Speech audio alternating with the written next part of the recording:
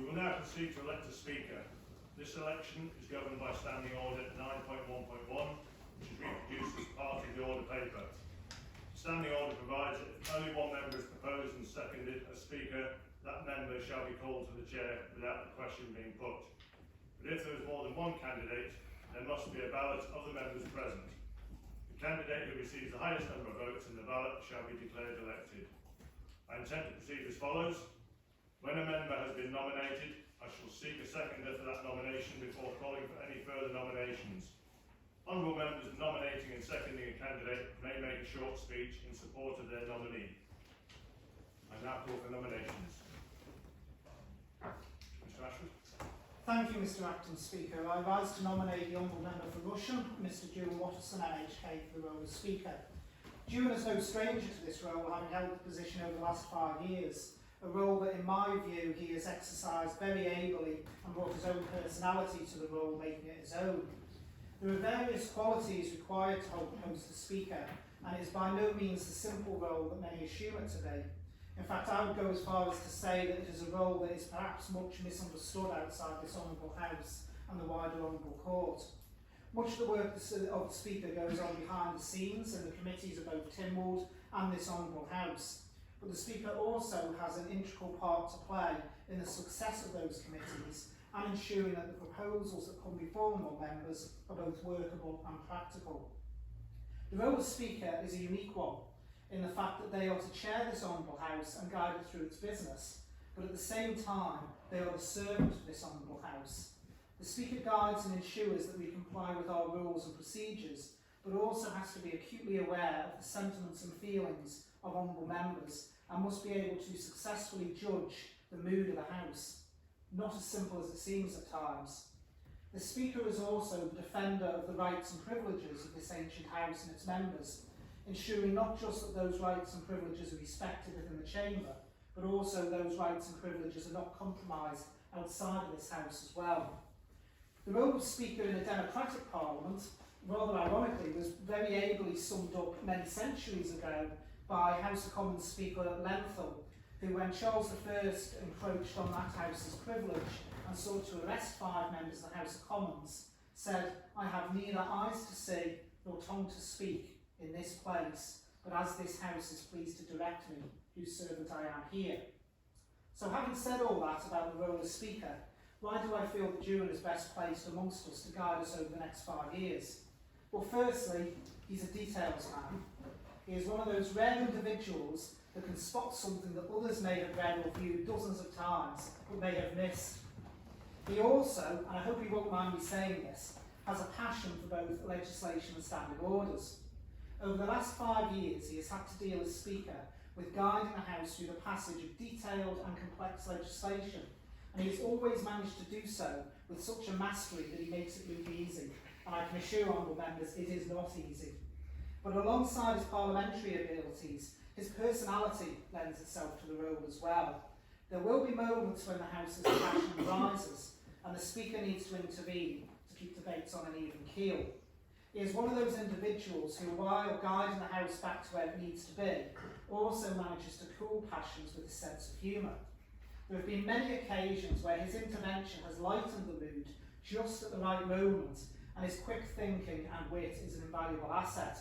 I will always remember on one occasion in the last House where we got a bit of an impassioned question time, and just as a member was rising to ask a very, very serious supplementary question to a minister, as the minister rose, their iPad started blaring out, "She loves you, yeah, yeah, yeah." As quick as a flash, Juan managed to reply, "She may love you, but I certainly don't," which immediately lightened the mood.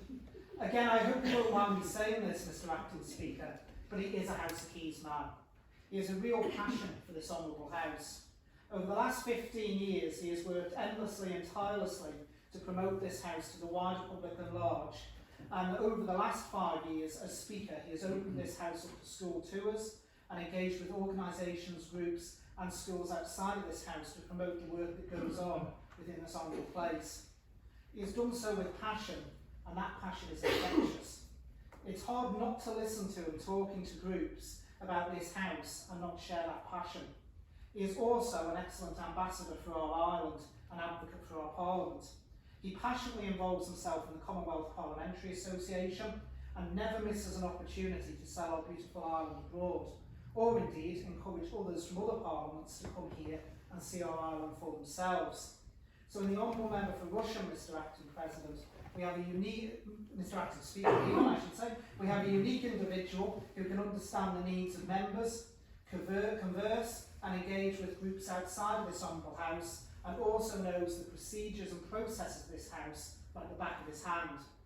In conclusion, Mr. Acting Speaker, I think that the last House was very lucky to be able to call upon the expertise of someone so diligent in the role as Speaker, who masterfully was able to command the respect of this Honourable House and steer it through what at times was some complex debates and legislative stages. I firmly believe this House would be equally lucky to be able to call on that expertise again.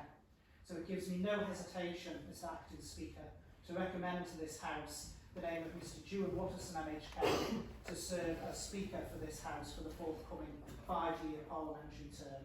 I beg to move. Thank you very much, Minister. We'll have a second for Mr. Watterson.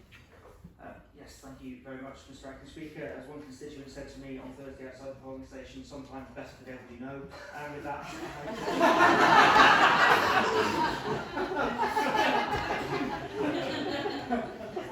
Short. Second then. Call for any other nominations? Honourable members, I announce that nominations are now closed. Honourable members, only one member has been proposed and seconded. I therefore declare that Mr. Watterson has been elected, and I would invite him to come and take the chair.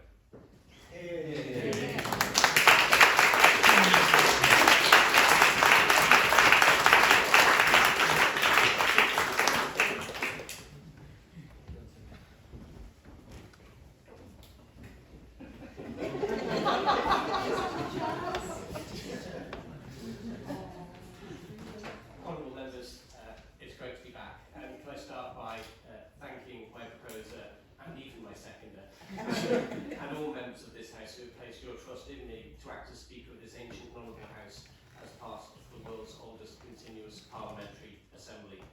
It's interesting to note the changes since the 2006 election when I first arrived here, but not only a far better gender balance, but also, I reckon, the youngest elected House we have ever had. The people of our island have voted for change, and it is our job to work together to realise that aim. And whilst I expect reform to be a constant theme of the work of this House, I take very seriously the Speaker's duty as guardian of this institution's traditions. I've always been keen to ensure that members have robust policy debates in this place, but I always believe that we should be attacking the policy, not the individual, and I hope that that spirit will continue. I look forward to getting to know all members better, and I pledge myself to offer any assistance I can to any member. I am both your spokesperson and your servant, and to that end, I promise to remain as impartial as I possibly can be, at least in this chamber. Thank you, honourable members. I am truly honoured. We turn then to our order paper, and items 3 and 4 on the order paper, and in the interest of efficiency, we will take these together, start which means to go on. And item 3, we will each sign this library copy of standing orders. This is a long-standing custom, signifies our commitment to uphold the procedural rules of the House. And when we have signed this copy, the Secretary will present you with your own. At item 4, we will each sign a declaration that we accept and that we are bound by the required standards of conduct and the code. This tradition was introduced following the Timber Resolution of 2017.